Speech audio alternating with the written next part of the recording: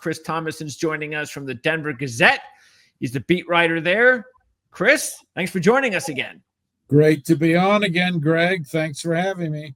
This is the best time of year whenever we see each other. We see each other usually 3 or 4 times a year, but there's no better time than now. The season's almost here. What's the big difference between last year's camp at this time and this year's camp? All the talk about expectations. I mean, everybody is talking Super Bowl, and we have the capabilities to get there, which, outsiders might think it's kind of crazy. I mean, this is a team that made the playoffs last year for the first time in 9 years and proceeded to lose 31-7 at Buffalo, and they're talking Super Bowl. I mean, last I checked, you kind of have to maybe work your way up a little bit in the playoffs, but hey, we'll see what happens. They're talking about it. I mean, they've added some key pieces, and we'll certainly talk about that during this broadcast. Yeah, I think what Denver has going for them, which really helps, of course, in that belief about a Super Bowl, is they've got the Super Bowl winning head coach, and they have that young franchise quarterback that's growing, and that's going to be better every year, or at least that's the expectation. And I'm sure that's a big reason why there's so much expectation for Denver. And then throw in the fact that they have I still think they have a very underrated defense.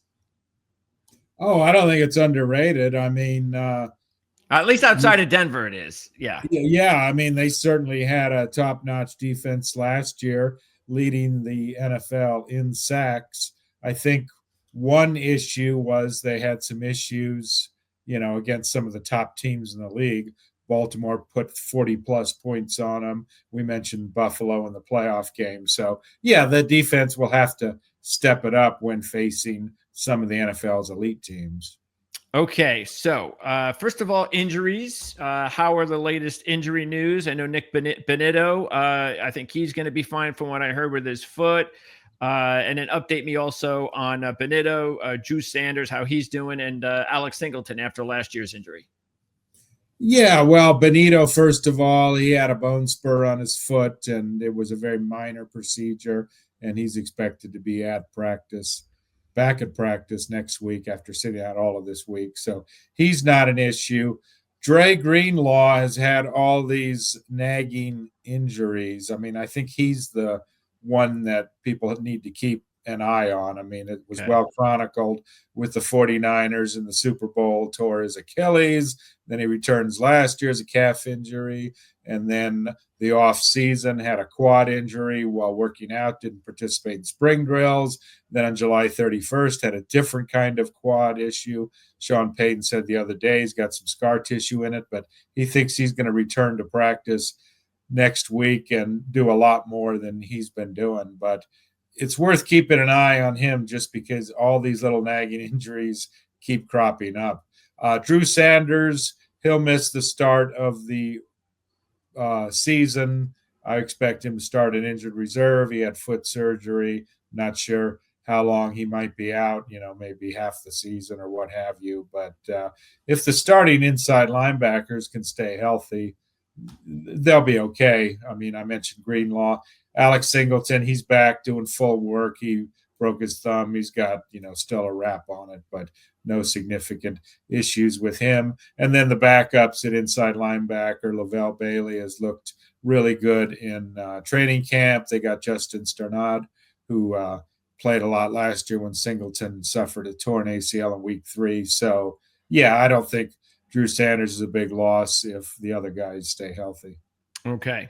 What about the rookies? How have they been looking? We're at a point now where I think they've had some opportunities to shine or struggle. Jahdae Barron, I mean, it's going to be interesting to see how many snaps he gets in the season opener.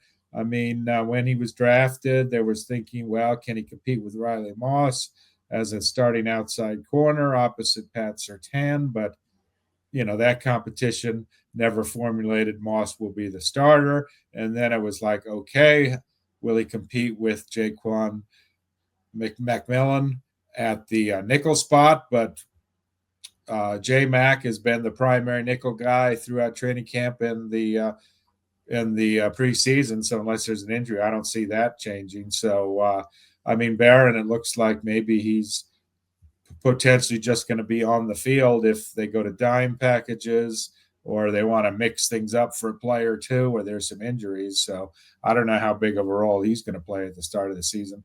RJ Harvey, the second round pick, he and J.K. Dobbins will be the primary running backs. Sean Payton likes to go with two backs, splitting the load.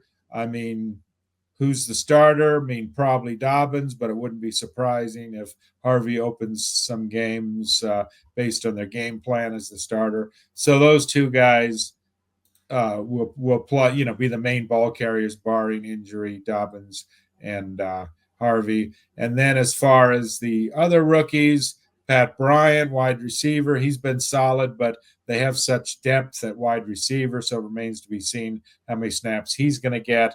And then the other guys, the primary punter will be Jeremy Crawshaw, who went in the 6th round. And then among the other rookies, they'll be brought along slowly. Q Robinson, outside linebacker, Savion Jones, defensive end, tight end, Caleb Lawner.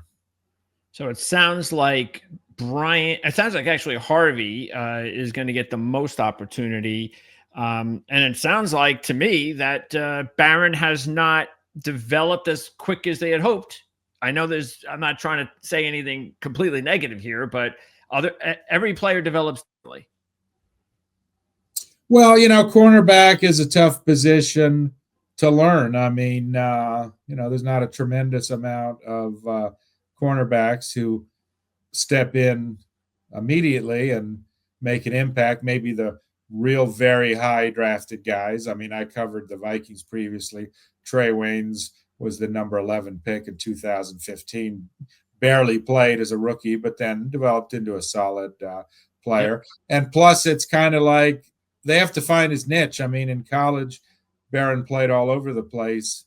And, they talk about he's a smart guy, what have you, but they probably don't want to absolutely overload his plate as a rookie. So he's pretty much been working at nickelback, and because it would have been kind of tough to throw him in working at both positions in training camp. But no, they like him, and I don't think they're going to think, oh, he's our first-round pick. If he doesn't play right away, everyone's going to think he's a bust. I think they're perfectly fine with potentially bringing him along slowly.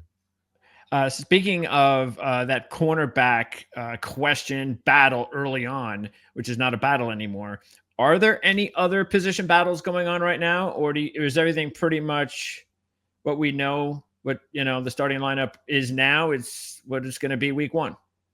Yeah, not really any starting battles going on, unless a long shot emerges late.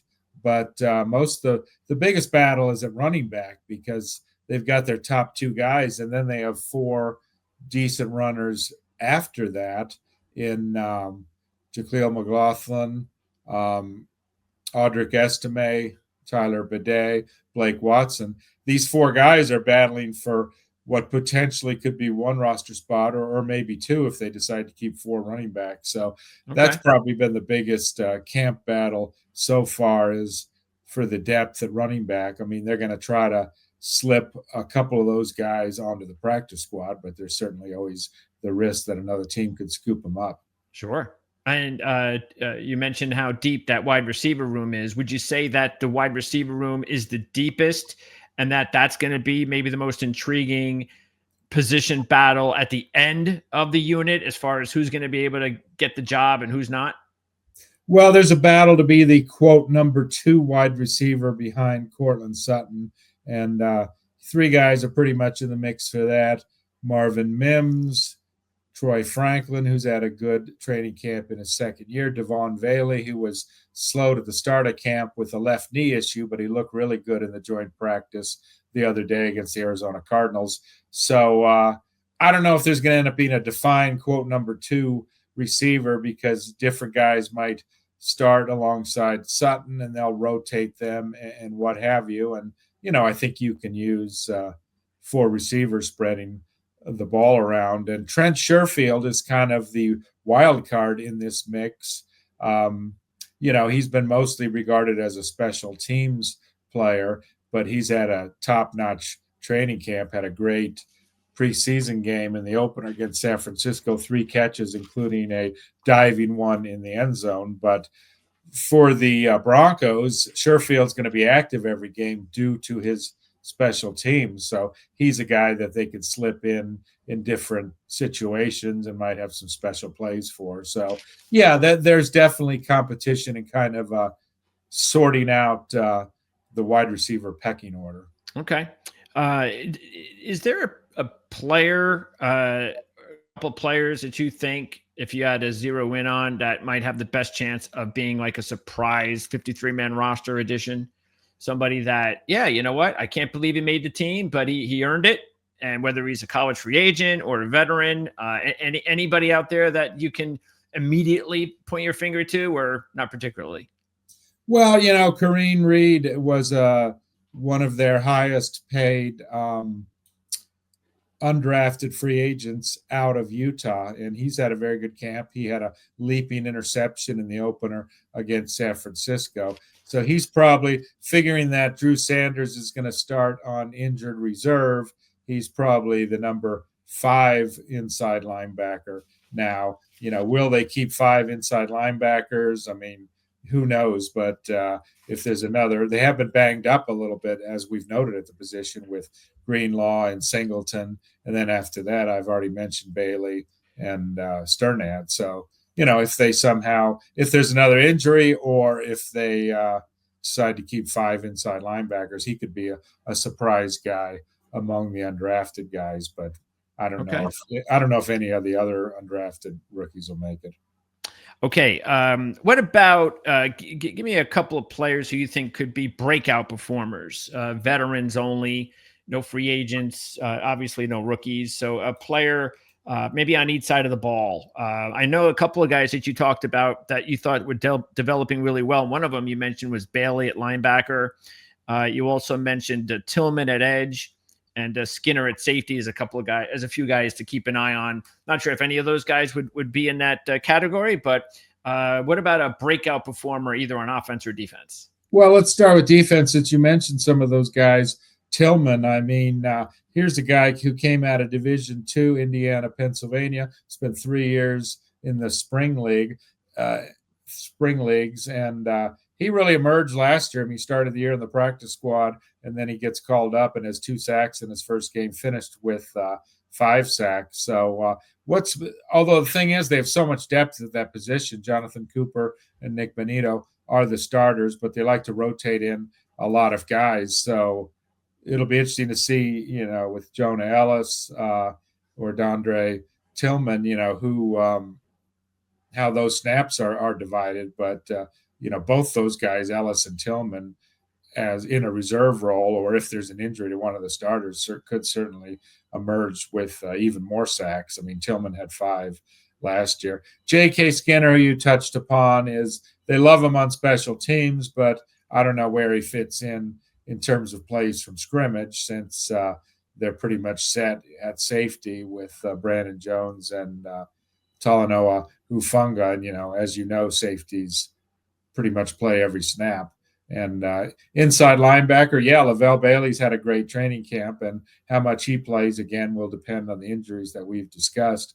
But moving over to offense, I mean, I touched upon Troy Franklin. He's taken a big leap during training camp. He, of course, played with Bo Nix at Oregon, and they've had a great combination pretty much throughout training camp. So, he could be the leading candidate to be the number 2 receiver, but even if he's not, I think he'll definitely, improve upon last year. I think he caught about 26 balls last year. So, I mean, I'm sure he's going to increase that to 40 or 50 at least.